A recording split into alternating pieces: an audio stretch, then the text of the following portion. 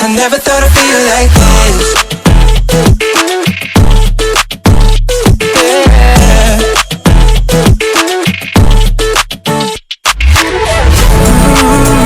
I never thought I'd feel like this. Ooh, never thought I could be. Never thought I'd be on my shit and be on my. I'm spending my time in love like I should. No more struggling for my good. Mister John, तो चलिए शादी शुरू करते हैं। हाँ जरूर, मैं जाकर जंकुक को लेकर आता हूँ। वे मन में कहते हैं, मैं अपने बेबी को देखने का इंतजार नहीं कर सकता। भगवान ही जानता है कि आज मैं कितना खुश हूँ। जल्दी से आओ बेबी, मैं तुम्हें देखना चाहता हूँ। तभी वहाँ पर ऑफिसर आते हैं। हॉबी कहते हैं, क्या बात है, मुझे तो उम्मीद नहीं थी कि तुम मेरे बेटे की शादी में आओगे। मुझे बहुत खुशी है कि तुम आए। आओ बैठो। मिस्टर किम, अपनी बकवास बंद कीजिए। हम यहाँ पर आपको गिरफ्तार करने के लिए आए हैं। क्या कहा? ऐसा मैंने क्या किया है जो आप लोग मुझे यहाँ गिरफ्तार करने के लिए आए हैं? गलत तरीके से बिजनेस करते हैं आप मिस्टर किम, और आपके माफिया संबंध की वजह से हम आपको गिरफ्तार करने आए हैं।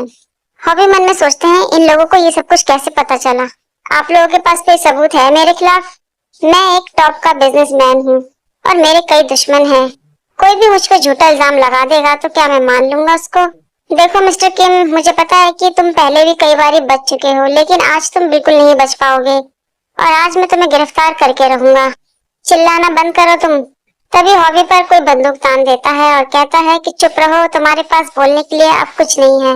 सबके चेहरे देखने लायक होते हैं। सब लोग देखकर हैरान हो जाते हैं कि वो पुलिस वाला कोई और नहीं जंकुक है। भी कहते हैं, इसका मतलब ये पुलिस वाला है। हॉबी मन में कहते हैं, इसका मतलब ये सब एक प्लान था। हॉबी आराम और जिन से कहते हैं, तुम लोगों ने मिलकर मुझे धोखा दिया। नहीं हॉबी, हमें भी नहीं। चुप रहो तुम। अपनी आवाज को नीचे करो। और तुम्हारे साथ मैंने अपने बेटे से भी ज्यादा अच्छा व्यवहार किया। मेरे साथ ये सब करते हुए तुम्हें शर्म नहीं आई? आपके मुंह से ये सब बातें सुनकर बहुत मजा आ रहा है मिस्टर किम, लेकिन आप एक अपराधी हैं। बाहर देश के साथ आप मिलकर डील करते हैं, अपने ही देश को आप धोखा देते हैं। आपके मुंह से ये बातें अच्छी नहीं लगती, धोखा देना या विश्वास करना। और मैंने जो किया वो मेरा काम था। कुकी, तुम ये कैसी बातें कर रहे हो? ताई, तुम चुप क्यों खड़े हो? जाओ और जाकर रोको उसे। त्योंग तो बेचारे इतने सदमे में चले जाते हैं और मन में कहते हैं, क्या अब तुम भी मुझे छोड़कर चले जाओगे कुक? जेके मन में कहते हैं, सॉरी त्योंग। 6 महीने पहले जब जेके पुलिस ऑफिसर बने थे तो बड़े सीबीआई ऑफिसर ने उनके हाथों में एक फाइल दी और कहा कि ये शहर का बहुत बड़ा बिजनेसमैन मिस्टर किम है। इसके पीछे पहले भी हमने बहुत डिटेक्टिव लगाए थे, लेकिन आज तक हमें इसके खिलाफ कोई सबूत नहीं मिला। और ये माफिया लोगों के साथ मिलकर काम करता है। देश का सबसे बड़ा माफिया मिस्टर मिन युंगी, ये उसके साथ काम करता है।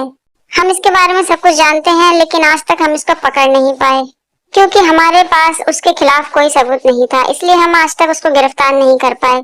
लेकिन हम अगर इस मिस्टर किम को पकड़ लेते हैं तो शायद हम उस तक भी पहुंच जाएं। और आप हमारे ऑफिस के सबसे स्ट्रांग और स्मार्ट पुलिस वाले हैं, तो इसलिए ये काम मैं आपको सौंपता हूँ और मुझे उम्मीद है कि आप मुझे निराश नहीं करेंगे मिस्टर जेके। Yes sir. वैसे भी मेरी असली पहचान के बारे में आज तक कोई नहीं जानता, यहाँ तक कि मेरे मॉम डैड को भी नहीं पता है। आप मुझ पर भरोसा कर सकते हैं सर। स्टोरी में आगे अब हम देखेंगे कि त्योंग और जंकुक की शादी होती है या नहीं। तो 6 महीने पहले से ही जेके ने इस केस पर काम करना शुरू कर दिया था। जेके के साथ जो टीम होती है वो जेके को सारी रिपोर्ट बताते हैं कि हॉबी क्या क्या काम करते थे और उन्होंने अपना स्ट्रगल कैसे किया है। साथ ही वो ये भी बताते हैं कि हॉबी का एक बेटा है जिसका नाम है किम त्योंग। जेके कहते हैं कि मुझे उसके बेटे की सारी रिपोर्ट चाहिए।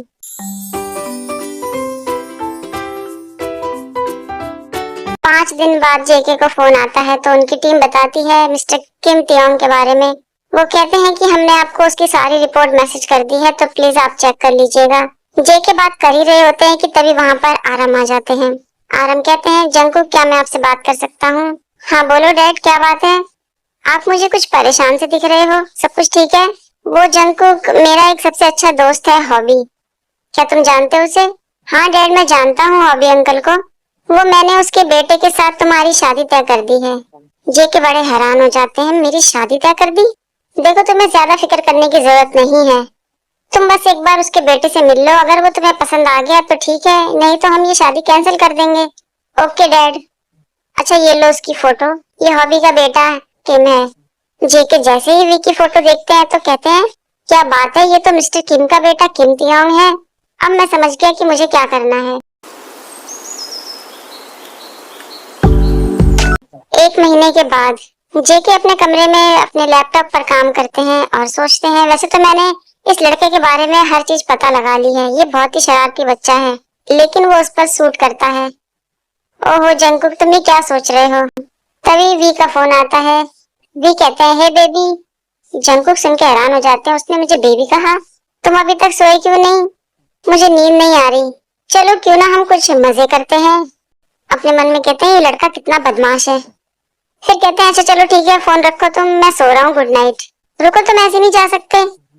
तो क्या चाहिए तुम्हें अब? जंगकुक, क्या तुम्हें नहीं पता? बोलो ना तेते, तुम्हें क्या चाहिए?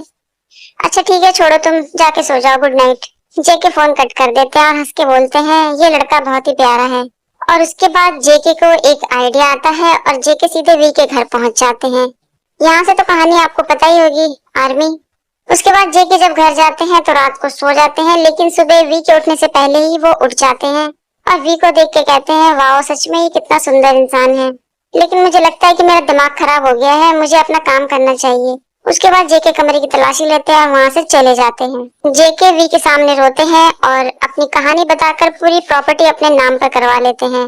उसके बाद जेके अपनी टीम को फोन करके बताते हैं कि पूरी प्रॉपर्टी मेरे नाम पर होने वाली है, अब इस केस को खत्म करने का टाइम आ चुका है। तो मुझे उम्मीद है आर्मी कि आप लोगों को स्टोरी अच्छे से समझ आ गई होगी, मैंने आपको अच्छे तरीके से समझाया है। जेके ने 6 महीने पहले से ही ये प्लान शुरू कर दिया था हॉबी को पकड़ने का, और उन्होंने प्यार का नाटक भी इसलिए किया वी के साथ ताकि वो हॉबी के खिलाफ सबूत जमा कर सके।